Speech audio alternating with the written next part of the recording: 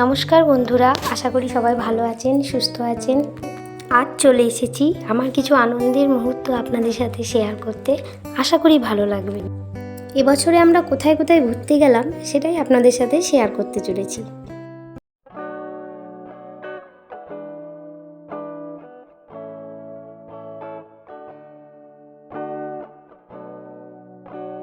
আমাদের প্রথম গন্তব্য ছিল আগ্রা। যেহেতু আমার বর্ধমানে বাড়ি, তা বর্ধমান থেকে আমার রাতের গাড়ি ছিল। রাতে রাজধানী ধরে একদম সকালে দিল্লি স্টেশনে আমরা পৌঁছাই। তারপর সেখান থেকে বাসে করে আগ্রার হোটেলে পৌঁছাতে আমাদের মোটামুটি সন্ধেই হয়ে গিয়েছিল। সেদিন আর কোনো প্রোগ্রাম ছিল না, আমরা হোটেলটা আর আশেপাশের পরিবেশটা একটু জাস্ট ঘুরে দেখলাম। পরের দিনে আমাদের গন্তব্য হলো ফতেপুর সিকরি, যেটা আগ্রা থেকে দূরত্ব মোটামুটি 37 কিলোমিটার। ফতেপুর সিকরির আনাচে কানাচে অনেক ইতিহাস ছড়িয়ে আছে, আর যার প্রধান কেন্দ্রবিন্দু হলো সম্রাট আকবর। সম্রাট আকবর ছিলেন মোগল সাম্রাজ্যের দ্বিতীয় সম্রাট হুমায়ুনের পুত্র। 1556 খ্রিস্টাব্দে সম্রাট হুমায়ুন মারা গেলে মাত্র 14 বছর বয়সে মোগল সাম্রাজ্যের সিংহাসনে বসেন আকবর। কিন্তু সিংহাসনে বসেই সম্রাট আকবর তার রাজ্যের সীমানা বাড়াতে থাকে। সাম্রাজ্য বাড়াতে গিয়ে আকবর যেমন বারবার বিরোধে জড়িয়েছেন, তেমনি রাজ্যের শান্তির স্বার্থে শত্রুর সাথেও তিনি করেছেন সন্ধি। সম্রাট আকবর সিংহাসনে বসার পর তার বয়স কম হওয়ার কারণে মূলত সাম্রাজ্য চলত তার পিতা হুমায়ুনের বিশ্বস্ত সেনাপতি ও উপদেষ্টা বৈরম খানের তত্ত্বাবধানে। কিন্তু এই কথাটাও ঠিক যে 1560 সালে যখন সম্রাট তার 18 বছর পূর্ণ করলেন, তখন থেকেই কিন্তু তিনি নিজের সিদ্ধান্ত নিজেই নেওয়া শুরু করেন। শত্রুর সাথে সন্ধির নিদর্শন হলো কি জানো?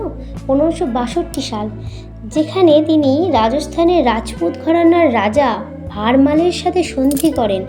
আকবর মুসলিম হওয়া সত্ত্বেও কিন্তু ভারমাল তার জ্যেষ্ঠ কন্যা যোধাবাইকে তার সাথে বিয়ে দিয়েছিলেন। কিন্তু গল্পের টুইস্ট হলো যোধাবাই এই বিয়েতে রাজি ছিল না। তখন হিন্দু ধর্মাবলম্বী যোধাবাই আকবরকে বেশ কিছু শর্ত দিলেন। বলেন তাকে বিয়ে করতে হলে ধর্ম পরিবর্তন করতে বাধ্য করা যাবে না, প্রাসাদে তার জন্য একটি আলাদা মন্দির করতে হবে যেখানে তিনি পূজা করতে পারবেন, এবং সেই পূজার ক্ষেত্রে কিন্তু কোনো রকম বাধা দেওয়া তাকে চলবে না। আকবর তখন সমস্ত শর্ত মেনে যোধাবাইকে বিয়ে করেন। এখন আমরা যেখানে আছি একে বলে দেওয়ানি আম, অর্থাৎ এখান থেকেই সম্রাট আকবর আম জনতার সাথে কথা বলতেন বা তাদের অসুবিধা যা হতো সমস্যা শুনতেন। ওই যে বিল্ডিংটা পেছনে আছে, হ্যাঁ এই বিল্ডিংটা থেকে উনি ওখানে বসতেন এবং ওখানে থেকে বিচার ব্যবস্থা পরিচালনা করতেন। এখানে সাধারণ মানুষ এসে তার কষ্টের কথা, তার অসুবিধার কথা সম্রাটকে জানাতেন এবং সম্রাট তখন তাকে ন্যায় বিচার পাওয়াতে সাহায্য করত। এবারে আমরা চলে এলাম দিওয়ানি খাস। এখান থেকেই সম্রাট আকবর খাস ব্যক্তি অর্থাৎ বিশেষ ব্যক্তিদের সাথে কথা বলতেন। এখানে কিন্তু সাধারণের প্রবেশ নিষিদ্ধ ছিল। সম্রাট আকবর সকল ধর্মের অনুরাগী ছিলেন। তিনি এই যে পিলারটা দেখতে পাচ্ছেন, এটা জৈন ধর্ম, পার্সিয়ান, মুসলিম, খ্রিস্টান, শিখ, হিন্দু, বৌদ্ধ সকল ধর্মেরই প্রতীক। তা এখান থেকেই তিনি দিন-ইলাহির সূত্রপাত করেছিলেন। এছাড়াও এখানে আছে পঞ্চমহল, যা 5টা মহলের সমাহার। বীরবল ভবন, রানী যোধাবাইয়ের রান্নাঘর, আকবরের বেডরুম, রানী যোধাবাইয়ের মহল, শেখ সালিম চিস্তির দরগা, বুলন্দ দরওয়াজা যা ইতিহাসে সবচেয়ে বড় দরজা, খোয়াবগা মহল। 1551 সালে রোকাইয়া সুলতান বেগমের সাথে তার প্রথম বিবাহ হয় এবং তিনি ছিলেন হুমায়ুনের ছোট ভাই হিন্দাল মির্জার মেয়ে। আর যখন রোকাইয়ার সাথে সুলতানের বিবাহ হয় তখন সুলতানের বয়স ছিল মাত্র 9 বছর। তো যোধাবাই ছিল আকবরের দ্বিতীয় স্ত্রী। আকবর ও যোধাবাইয়ের 2 সন্তান হাসান মির্জা ও ওয়াসিম মির্জার মৃত্যুর পর আকবর যখন চিন্তিত হয়ে পড়ে তার উত্তরাধিকার নিয়ে, তখন সুফি সাধক হজরত সেলিম চিস্তি রহমতুল্লাহ আলাইয়ের কাছ থেকে দোয়ার মাধ্যমে তিনি আবার সন্তান লাভ করেন এবং এই সন্তানই হলো চতুর্থ মুঘল সম্রাট জাহাঙ্গীর। ফতেপুর সিকরিতে প্রচণ্ড জলকষ্টের জন্য সম্রাট আবার তার রাজধানী স্থানান্তরিত করেন আগ্রাতে। এরপর আমাদের গন্তব্য ছিল সৌন্দর্যের রানী তাজমহল। এর কথা যতই বলা যায় কম হয়ে যায়।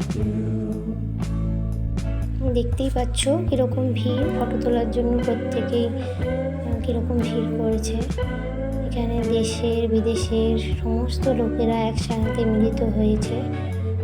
কত সুন্দর লাগছে তাজমহলকে দেখতে। তাজমহলকে তুমি যেদিক থেকেই দেখো না কেন, সব দিক থেকেই এর সৌন্দর্য সমান। এখানে যেহেতু ফোন অ্যালাউ করে না, তাই ভেতরের কোনো ছবি তুলতে পারিনি। এই দেখো কত সুন্দর কারুকার্য, প্রত্যেকটা দেয়ালেই কত সুন্দর সুন্দর কারুকার্য করা আছে। এ হলো অমর প্রেমের এক রাজকীয় সৌধ। পৃথিবীর সপ্তম আশ্চর্যের অন্যতম হলো তাজমহল, যা শাহজাহান তার স্ত্রী মমতাজের স্মৃতির উদ্দেশ্যে নির্মাণ করেছিলেন। বলা হয় যে যারা তাজমহল নির্মাণ করেছিলেন শাহজাহান তাদের হাত কেটে দিয়েছিল, কিন্তু এটা সম্পূর্ণ অন্য মানে। এর অন্তর্নিহিত অর্থ হলো যে সমস্ত কারিগর এখানে কাজ করেছিল শাহজাহান তাদের সারা জীবনের বেতন দিয়ে একটা চুক্তি করেছিলেন যে তারা আর কোনো দিন এত সুন্দর আশ্চর্য স্থাপত্য আর নির্মাণ করতে পারবেন না। এরই পাশ দিয়ে বয়ে গেছে যমুনা নদী। তাজমহলের ওপরে যে সুন্দর ক্যালিগ্রাফিগুলি আছে, এগুলি এক ইরানীয় আর্কিটেকচারার বানিয়েছিলেন, যার নাম ছিল আব্দুল হক। আব্দুল হককে ইরান থেকে শাহজাহান নিয়ে এসেছিলেন। যাই হোক, আজকের ভিডিওটা আর বড় না করে এখানেই শেষ করছি। আমার এই উপস্থাপনা যদি ভালো লাগে একটা সাবস্ক্রাইব করে দেবেন, পাশে থাকবেন।